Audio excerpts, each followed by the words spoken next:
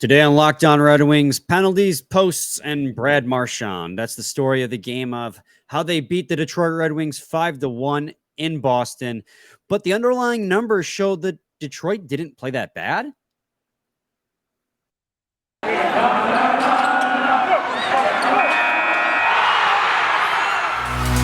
You're Locked On Red Wings, your daily podcast on the Detroit Red Wings. Part of the Locked On Podcast Network, your team every day.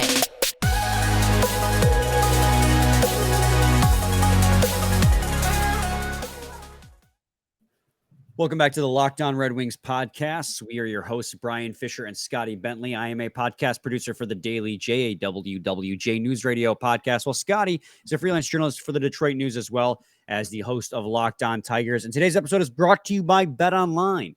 BetOnline has you covered this season with more props, odds, and lines than ever before. BetOnline, where the game starts.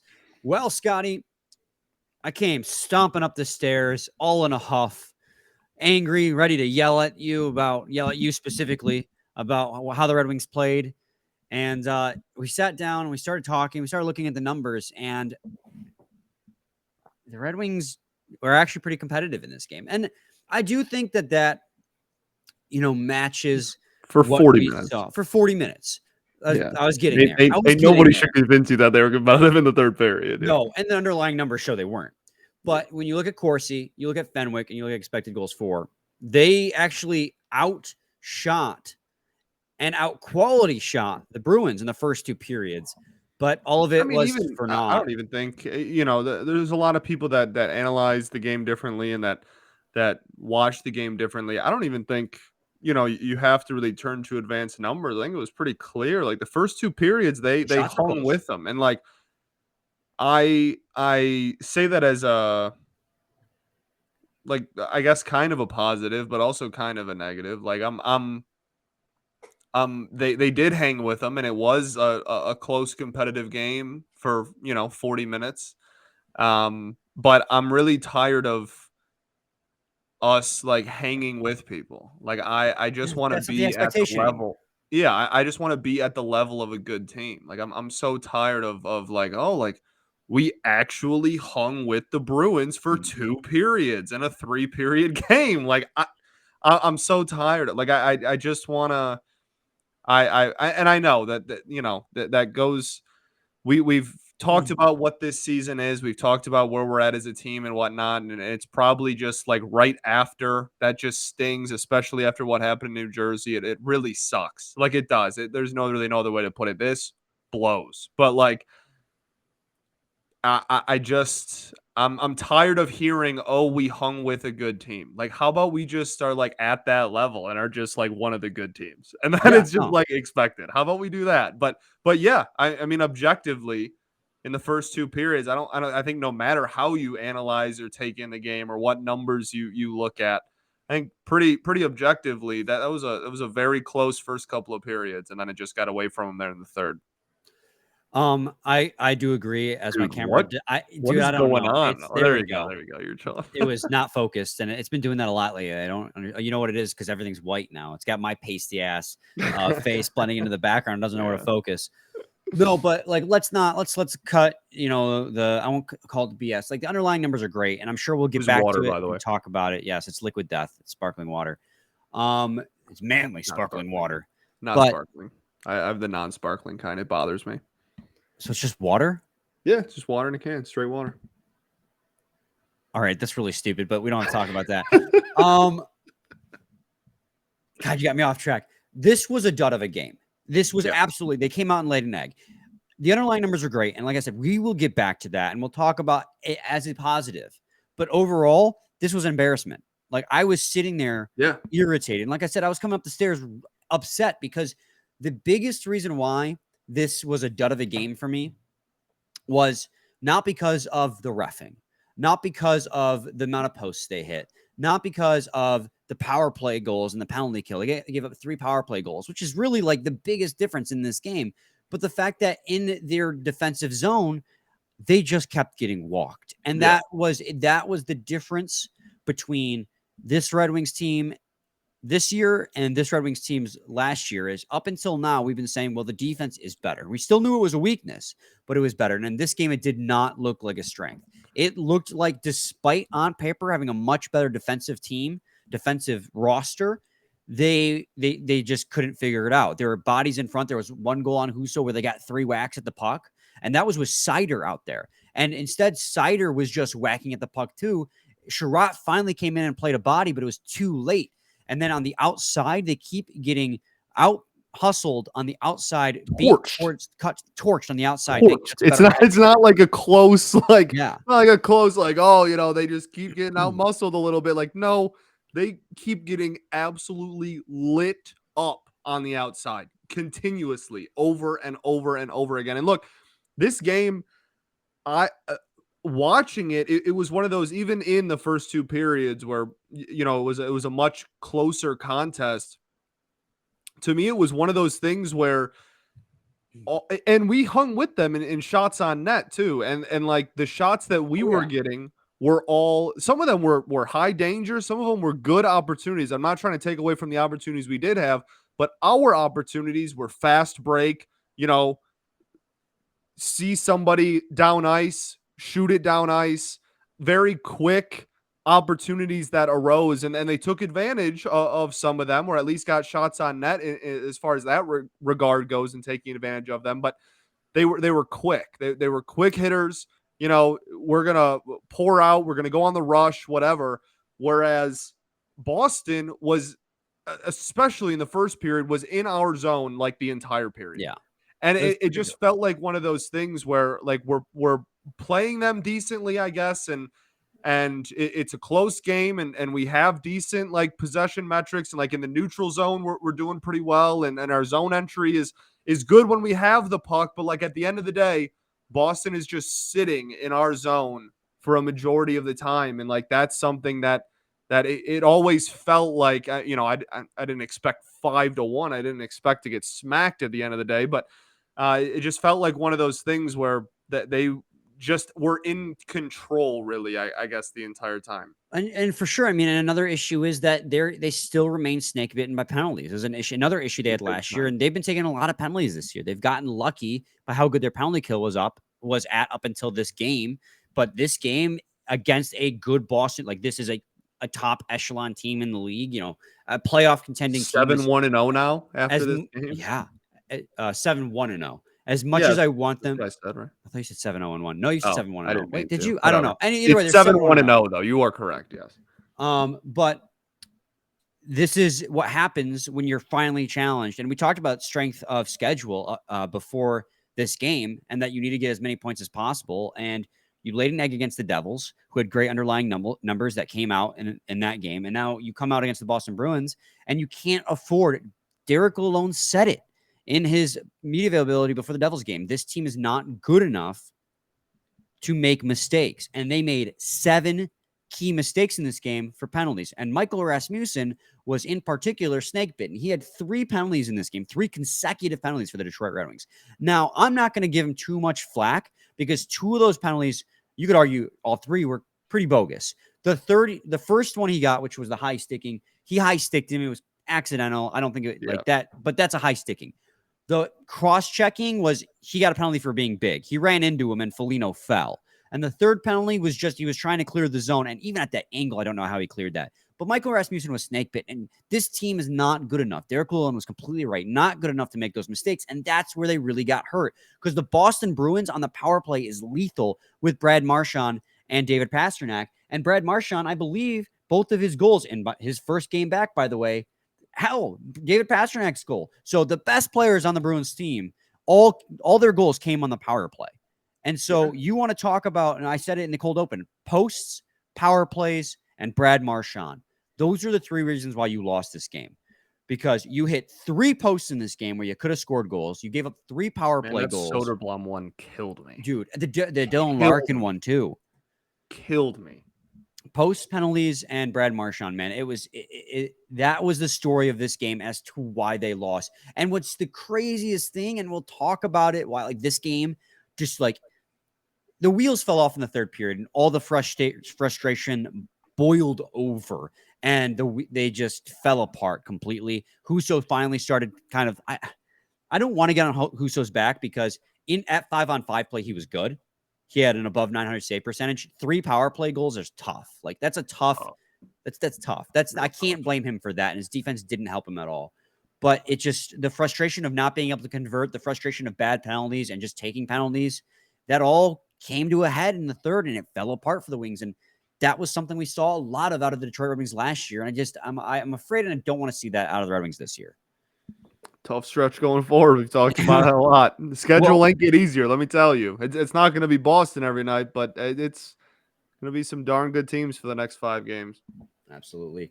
When we come back, we'll talk about some of the positives. We'll get back into those underlying numbers. Face-offs, surprisingly, a boon in this game. Don't know how that happened, but we'll talk about it when we come back on Locked On Red Wings. But first, I got to talk to you guys today about BetOnline. As soon as I get the ad open.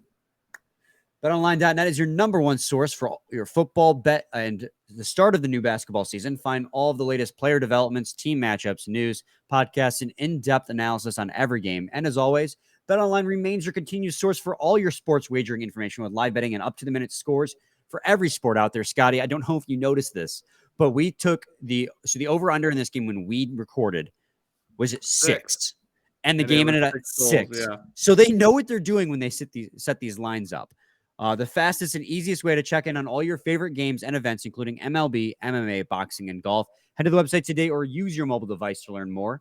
BetOnline, where the game starts. All right, Scotty, in an attempt not to overreact to this game and this loss, let's talk about what seemingly didn't exist in this game, which was positives coming in. But now we're recognizing that, okay, it wasn't all bad. First and foremost, the biggest surprise, I think, the Red Wings, who were 30th in faceoff percentage, and the Boston Bruins, who were first in faceoff percentage, met on the ice, and the Red Wings got the edge. The Red Wings won, 50.8, something like that, which is just a small margin over, 51.7, a small margin more than the Boston Bruins. They won a total of 2 more faceoffs than the Boston Bruins. But the fact that for a team that's historically bad so far this season, and the Boston Bruins, who are excel at that is a good thing to see and shows life in the faceoff game that they are capable of making adjustments. It didn't result in any positivity in the back of the net, but I digress. For sure. No, I'm so tired of moral victories, so I'm not going to call it a moral victory, but it's an aspect of the game that we were very much struggling at for a very long time, and are now went up against objectively one of the best teams in the league when it comes to face-off percentage, and outplayed them in that area. So it's like you said, it's at least nice to know that it is possible for this team to make adjustments, and all the lefties and taking faceoffs isn't going to kill us too bad. And then again, if you look at their Corsi for percentage, their Fenwick, and their expected goals for percentage at 5-on-5, the Red Wings actually not just played well, but kind of dominated through the first 2 periods. Again, the penalties is really what killed the Red Wings in this game. And I agree with you, Scotty. I saw it as well, that the Bruins at 5-on-5 were still better at setting up in the zone and creating offensive pressure, while the Red Wings were getting chances off the rush. When they were in our zone, it was very much playing on our back heel, not able to get possession back, but it was not generating shot attempts. Right. It wasn't generating a ton of shot attempts, especially in the first period. That was the craziest part about that period, was that we were, I think, only down 2 shots maybe at the end of the first period, 2 or 3. Might have been like 9-12 or something like that. But anyway, we were hanging right with them in shots in the first, and I think we might have been out shooting them through 2 or something close to that regard as well. And yeah, it was, they had possession a lot throughout both of those first 2 periods, but like you said, it wasn't generating a lot of shot attempts. And for as much as they were getting burned around the outside, they seemed to kind of form a nice little wall in front of the net at least, which, well, again, for 2 periods. And we have to keep putting that kind of clause on everything, because the third period was a totally different team. in the worst way possible. So yeah, I mean, it's something. Like, it's, again, I'm not playing the moral victory game No, anymore. absolutely I not. at some point I just want to raise our expectations to where we It's just not play like good teams good, like other good teams do. But it's for not now, looking at what the team did well in a game they lost big isn't like calling it a moral victory, because it's not. We said yesterday the expectation has risen, and these kind of blowouts can't happen, and especially on yeah, back-to-back nights. But it is still okay to point out that in the first period, the Red Wings had an expected goals for percentage of 65.47% as a team, and an expected goals for specifically of a 1.64. I'm assuming that 1.64 has something to do with the post they hit, because that probably would have registered as like a 0.99 on the the expected goals for scale. But so it wasn't just that they were preventing Boston from having shot attempts. They were preventing them from having quality shot attempts while having what seemed like, by the eye test, more zone pressure. And they carried that over even more so in the second period. And I thought the second period was their best period. In fact, their expected goals against in the second period, at 5-on-5, always got to caveat that because they were horrible on the penalty kill in this game, was 0.16. The Boston Bruins got hardly any quality shot attempts off at 5-on-5 in the second period.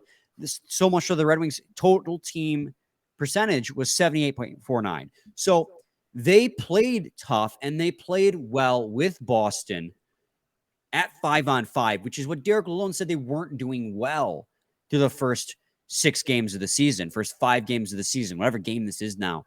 And so it is nice to see that face-offs and 5-on-5 to the first 2 periods, again, big caveat, they played better, and that was a big weakness.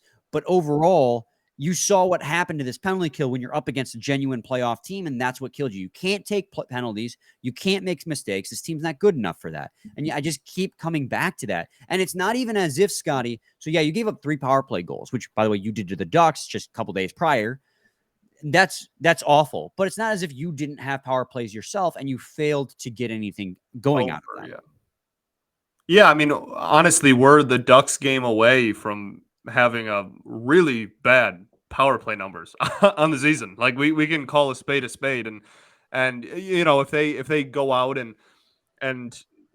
convert on the power play in the next couple of games, then great. We're right back to kind of whatever lower end, middle of the pack ish type of area in within ranking in the league. But like right now, I mean, that Ducks game is really doing some heavy lifting with these season power play numbers, and that's something that definitely needs to be addressed. And obviously, the penalty kill was brutal, but we talked about it earlier this week. I don't know if it was a game recap or if it was the episode about when we talked about what we needed to do better, but we talked about the fact that all of these dudes are really good at hockey. And so, like, 5-on-5 for even the best teams and the worst teams are going to be ballpark-ish. Like, the better teams are obviously better, but like all these dudes are professionals getting paid hundreds of thousands, if not millions of dollars to play the game of hockey. They're all really good. So you win games by converting on special teams. You win games when you have a man advantage, you score. So, like, that's exactly what just happened. Like, yes, they had the puck on their stick a lot more, even in the first couple of periods. And that's obviously very frustrating. But at the end of the day, you can't take penalties against good teams. You can't take penalties really against any team, nonetheless, when the team is just objectively better than you. I mean, dude, it's just so I while you were talking, I decided to look at, like, okay, all strengths Not considered. listening to me yet. All strengths considered, what did it look like? And the stats are very similar. So even when you factor in power play and penalty kill in those first 2 periods, it was all Red Wings. Again, it's just like that third period was so brutal. And I think the frustration of not being able to convert when you had the opportunity and just taking bad penalties constantly just got to them. Because again, I reiterate, the Red Wings played them tough through the first 2 periods, but the third period was a collapse. And again, that was a problem all last year. Third period collapse, giving up tons of power play goals, taking bad penalties, defense getting walked. Like, those are all issues you had last year. Albeit last year you didn't have the caveat of, oh, look at these bright sides, but we're not taking moral victories. We said that. The expectation is higher.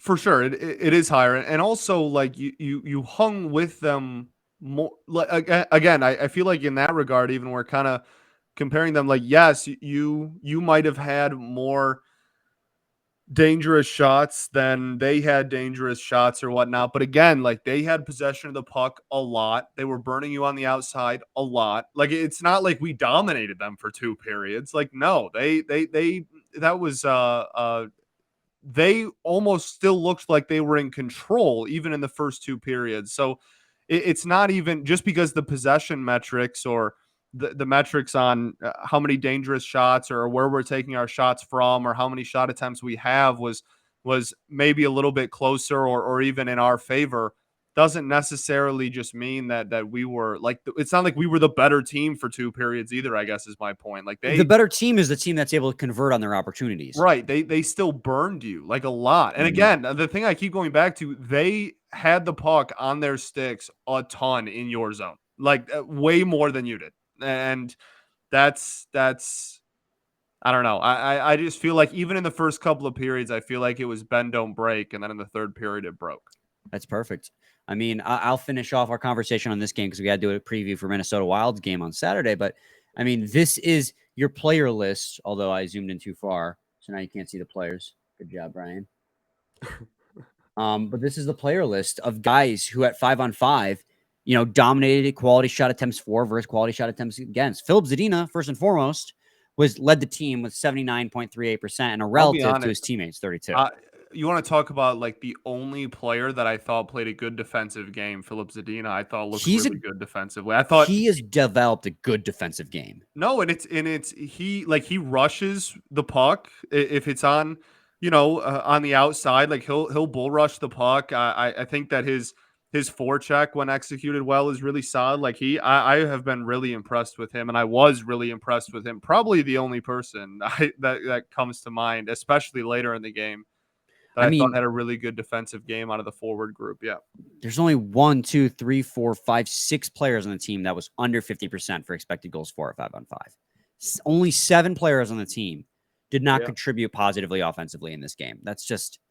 And they were just snake bitten. Penalties, posts, power play goals for the other team. Brad Marchand. Boston Bruins gave it to you, man. That's a tough loss, especially when you realize how well they actually played underneath it all. But no moral victories, man. You got to win. You got to win every single game if you want to prove that you're taking a step forward. Absolutely. Let's take another quick break. When we come back, we'll talk about the Minnesota Wild game and hopefully preventing this from becoming a losing streak, as Minnesota Wild are off to a bit of a slower start than anticipated, 3-3-1. But first, I got to talk to you guys about SimpliSafe. The numbers don't lie. In the last decade, over 4 million people have chosen SimpliSafe home security to protect their home.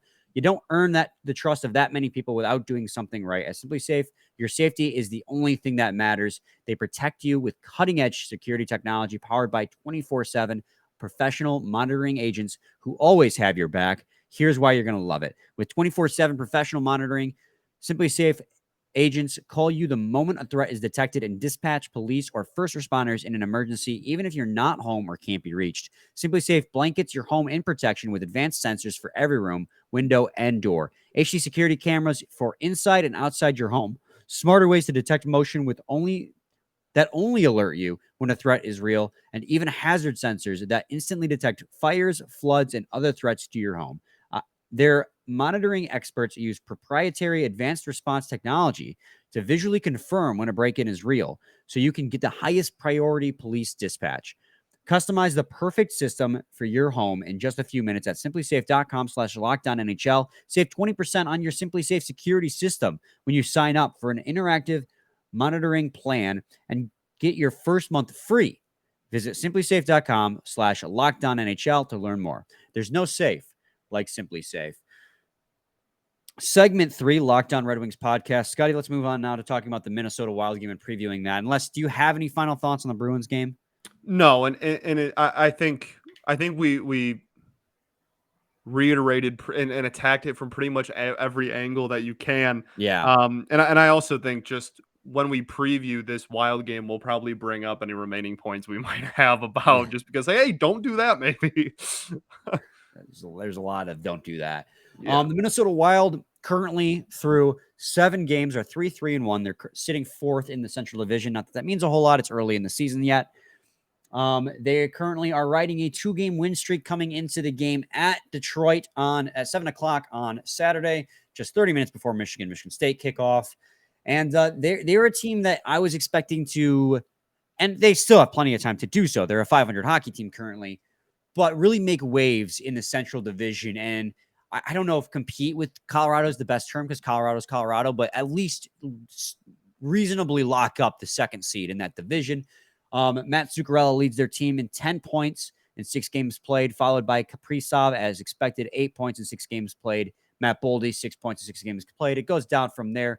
From what I understand, though, Scotty, without being the host of Locked On Wild, which is Seth Topol, he does a fantastic job, one of the best shows on the Locked On NHL Network. Goaltending seems to be their big issue. Marc-Andre Fleury is finally showing his age. In 5 games played, he has a save percentage of .869, and their backup Philip Gustafsson with 2 games played is at .860, even worse. So, Scotty, in this game, first game of 2 against the Minnesota Wild, what are you expecting? Well, I mean, I guess maybe take that over again. Right. I guess if that's where you want to start, I think that's probably a fair take. Look, I mean, the biggest thing I think that jumps off the page to me is that their power play has been one of the best in the NHL so far. I think they're 4th in the NHL in power. I think they're over 30% still at the time of this recording, and I don't think they play on Thursday night, so I think that'll stand going into the game. Talking to the listeners, I'll look it up. So I mean that's the biggest thing. Like that's this penalty kill got off to a really great start, but it wasn't against very great teams, if we're being honest. And we saw they played a really good team, and the PK got, the doors blown off it. Yeah, 4th. Okay. Yeah, so 4th. I nailed it. Shout out me. But like, but like that, you know what I mean? Like that's, I think, especially we just had that long conversation about special teams and how important the penalty kill and the power play is. And for a team that's converting on almost a third of its power play opportunities so far, like going into this game, I think that's really a pretty easy, hey, maybe don't take penalties. And if you do, you're going to need to have that early first couple of game, 100% penalty kill through 4 games or whatever you had rolling for. You need that PK to show up, not the Bruins one. Yeah, I think the biggest thing in this game against the Minnesota Wild, I think the Red Wings do have a legitimate chance of beating the Minnesota Wild. First of all, Saturday game at LCA, place is going to be rocking. But second of all, they have the 19th penalty kill. And even in that Bruins game where you only scored 1 goal, like we've spoken about, their underlying numbers looked great. They were getting opportunities. They just couldn't convert. 3 posts say it all. And their goaltending is markedly worse than the Bruins. Granted, Swayman's not off to a great start. You made him look like an all-star in that Bruins game. But both Fleury and Gustafsson are struggling to start the season. So your offense is potent, even if it didn't show up in that Bruins game. It still remains potent. If you can show up to the Boston or this game against the Minnesota Wild with that offense intact against a weak defense, or not a weak defense, a weak goaltending and a weak penalty kill at 19th in the league with the Minnesota Wild, you're going to score 3-4 goals in that game. What you got to do on your end to improve is, 1, don't take penalties. Like you were saying, Scotty, they have the 4th best in the league. You're not going to survive a penalty kill against the Minnesota Wild because they have Kaprizov. They have Matt Zuccarello. They have guys that can score goals. They have Matt Boldy. You have got to not take penalties if you want to stay in this game and give yourself a positive chance. And then, of course, Scotty, defense, man. Defense has got to lock her down. Moritz Seider has been very, very good at Corsi percentage, but man, I don't know if it's just because I'm concerned about a sophomore slump, but when I watch the game with the eye test, it does feel a little bit like he is, I wouldn't say struggling, but not as dominating as he was last year. And I think Ben Sherratt has helped make up for that, although he was the worst player on the ice when it comes to the, Corsi and Fenwick in the game against Boston. But I think Sherratt's helped make up for that. But, Hronik and Mata have been on and off game by game. Haig and Lindstrom are actually been pretty good the last 2 in these losses. The best defenseman on the team, according to those numbers. But, you need that defense to step up and have a really solid game. I think if that all happens, you're going to win this game against the Minnesota Wild. And I think you prevent this win streak or this losing streak from happening and get back on the right track. Because, again, that expectation has risen. There's no more moral losses. You got to start getting points. You can't keep, like we said in yesterday's show, you can't let this snowball into you It for can't the be next, last year. 6 games straight just getting pumped. Like you can't. You if you want to make this season more than just, oh, we beat the really bad teams and get crushed by the really good teams, you're going to have to look in the mirror and play some competitive hockey. Because again, the schedule does not get easier. The next 4 or 5 games are tough, are real tough, really good hockey teams. So yeah, you gotta step up in a big way. Yeah, I mean that's what it comes down to. I don't know what really when it comes to Minnesota, what else you got to say. I'm not really sure what their face-off percentage Fun looks like so team. far in the season, but I like the Wild. I like oh that yeah, team to be really competitive going into the postseason. I really like the Wild's roster.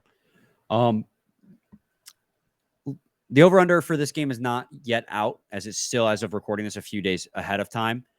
BetOnline. BetOnline, but let's say that it's 6.5 because that seems to be the common trend in games. Sure. This is the Brian Fisher puck line. The over/under in this game, not the puck line. This is the Brian Fisher over/under. Set it at 6.5. You think you're hitting the over or the under? Oh yeah, I'll take the over. See, I think this is a game where I'm taking the under. I think that the Red Wings score maybe 3 or 4, but I think they hold Minnesota to 1. I think they clean up their mistakes. I'm more or less putting faith and hope on the line here. You just said you were going to beat the Wild 4-1. I think so. All right. I'm putting faith and hope in the line. I'm trying to be optimistic here because, again, we're trying not to overreact to 2 bad losses because it's still early in the season. No, absolutely not. It's just we have what we have, and so far this season, we have gotten crushed by the best team we've played and have beaten the worst teams we've played. Honestly, except for the blunder against Chicago and then stealing a point from LA, like that's pretty much been the season so far. So yeah, I don't want to make it sound like we're one of those groups that's just like, oh, like the season's over or whatever. Like, no, certainly not. We're whatever 6-7 games in, but like at the same time, we have what we have, and so far when we've played top end talent, it's been I we feel just saw like what happened. yeah, And the last 2 games, we haven't had a good game. It's been a few games since we've had a nice easy win. we were worried about that strength of schedule, and so far we've been wrong. But again, we didn't want to overreact when they were playing hot. We don't want to overreact when they're playing bad. I think the Red Wings are somewhere in the middle. Yeah, well, I mean, that's why we made a whole episode about like things they can still improve on. We didn't have a regulation loss yet. Like, you know what I mean? Like we want to we could see the cracks. Right, try our best to maintain level-headedness, but when you get annihilated 2 games in a row, it's tough. Yeah, man. Oh well. This is the last episode I'll be doing from this locale. Woo! Yeah, on Monday I'll be in a new spot with the camera facing a wall, so people can't see my entire room behind me. I always had to strategically make it so it was hard for people to see the pile of laundry that was on my recliner at all times in every episode. I'm aware. I didn't start making. I'm not a bed maker. I became a bed maker because I didn't want people to judge me.